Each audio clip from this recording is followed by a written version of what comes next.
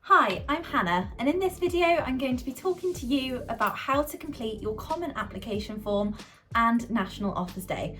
Before we continue, please click the like and subscribe button. It helps us to grow this channel and bring you high quality content like this every week.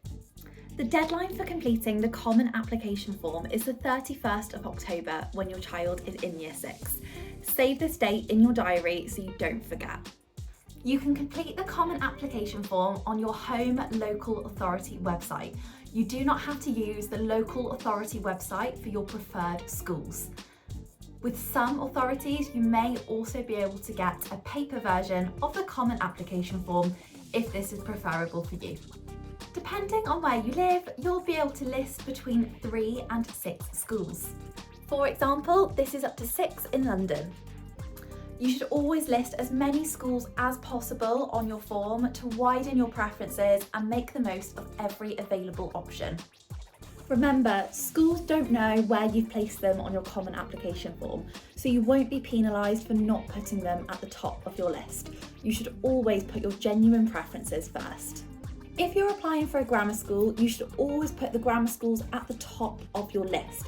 If your child doesn't qualify for a place, they'll be offered a place at the highest non-grammar school for which they fulfil the criteria. It's important that you always read your target school's admissions criteria carefully. In particular, pay attention to priority groups like catchment areas. Some schools never accept children that live outside of their catchment area, so this would be a wasted preference on your form.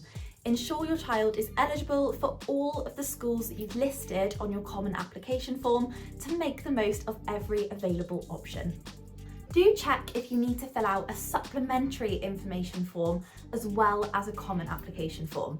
This is often more relevant for faith schools or if your child is eligible for pupil premium.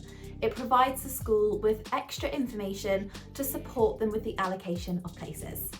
Following this, you'll find out which schools your child has been offered a place at on the 1st of March. This is known as National Offers Day. More than 90% of children in England usually get into one of their top 3 choices.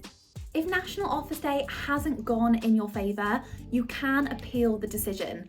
This process takes place with an independent appeals panel. If you want to learn more about what's tested in 11+ exams, soon we'll be adding a playlist where you can learn more about things like what is a standardised age score, how to support your child with subjects like verbal reasoning, non-verbal reasoning and spatial reasoning, which are not taught in primary schools, and top tips for things like 11+ English comprehension and 11+ maths. I hope this video was helpful, but if you want to learn more about the Common Application Form and National Offers Day, check the description below. And if you have any questions, please leave us a comment.